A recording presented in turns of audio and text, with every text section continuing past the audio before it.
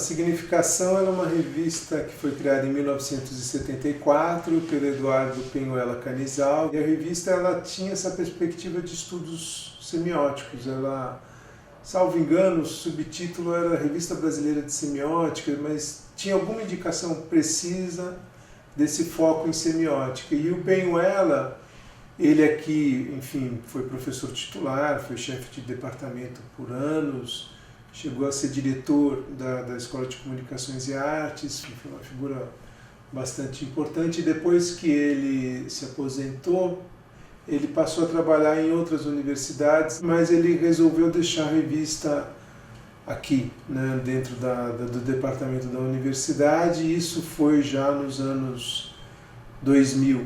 Num primeiro momento ela ficou junto ao Sinusp, e a Maria Dora Genis Mourão era quem estava à época dirigindo o Sinusp, então ela deu apoio financeiro e suporte. Depois a Esther Hamburger, e aí ela passa posteriormente ao programa de pós-graduação em meios e processos audiovisuais, onde se encontra até hoje em versão digital desde 2011, mais ou menos. E eu passei a trabalhar com a revista desde esse momento em que o Penhuela comunicou a decisão de deixá-la aqui, num primeiro momento coletivamente, junto com esses colegas e mais outros professores, e junto com a Irene Machado, que é atualmente editora, eu acho que há uns 10 anos já.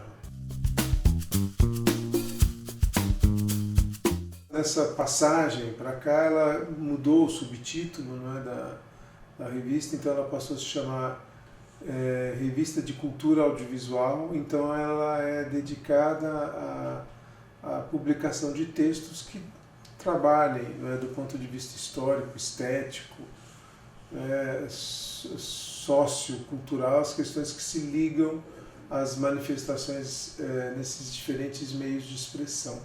Tem um pouco esse perfil, mas majoritariamente ela recebe muitos textos que são ligados aos estudos de cinema, é uma tradição da revista que voltou a se consolidar nesse sentido, estudos sobre televisão e estudos ligados à teoria, né, ou sobre o fenômeno comunicacional, ou sobre um aspecto, enfim, que esteja ligado a essa discussão.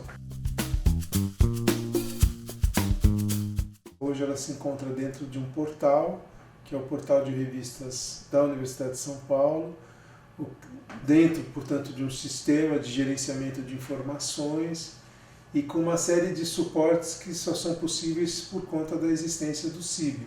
Um deles é um edital anual que todas as revistas concorrem e que garantem a contratação de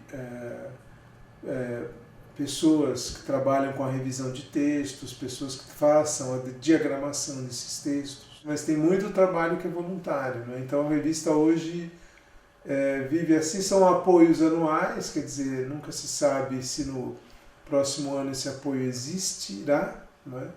Então se não tem uma garantia de longo prazo. E um outro desafio que está aí, que é inerente a tudo isso, é manter a qualidade editorial da revista, porque a revista trabalha no esquema de avaliação, sempre com 2 pareceristas, então tem um cuidado nesse sentido, tem uma preocupação de respeito com o autor, assim, no sentido de tentar ao máximo dar uma resposta rápida às submissões que são feitas. E um outro desafio é tornar esses resultados cada vez mais acessíveis, né, a um público cada vez mais amplo. E uma forma disso é via bases de dados de diretórios, né? O próprio canal é uma iniciativa nesse sentido, a fim de que esse trabalho seja o mais valorizado, né? O trabalho do autor. Se hoje, com um universo de 3 a 2 submissões por semana, ou seja, 6 a 8 a 10 submissões por mês, restritas a doutores e doutorandos, se eu amplio para mestres e mestrandos, isso vai duplicar. E como avaliar isso?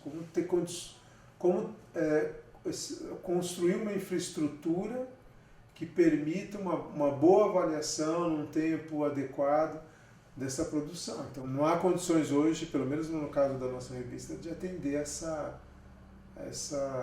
pressão. Por outro lado, o que se percebe é um aumento muito significativo da produção de textos em coautoria.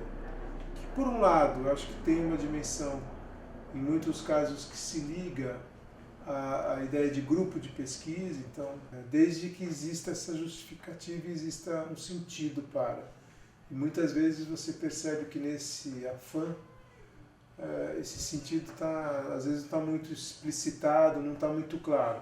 E eu acho que a gente, mesmo após 10 anos de experiência, e mesmo considerando todos os fatores de impacto, Google Escola, o índice que são esses índices ligados à academia.edu, acessos que são os Altametrics, mesmo assim eu acho que nós lemos poucos artigos de revista. Eu acho que isso não está ainda entranhado dentro da nossa pesquisa. Se você fizer um levantamento, quantos autores citam quantos artigos em comparação com livros, a presença maior é de livros do que de artigos. E de artigos recentes. É muito raro esse movimento de um apanhado, enfim. Até porque você também tem uma outra questão, você tem muita produção. Ainda mais com o online, na minha época era impresso, nos anos 90. Então com o online isso multiplicou as possibilidades. É um dado positivo, mas também eu não sei em que medida esses textos de fato cumprem uma missão, né? No sentido de que acho que divulgam o resultado de pesquisa, mas eu acho que isso só se completa quando alguém elabora aquilo, retoma, discorda. Então acho que por um lado está tudo muito aplainado, né? Nesse sentido.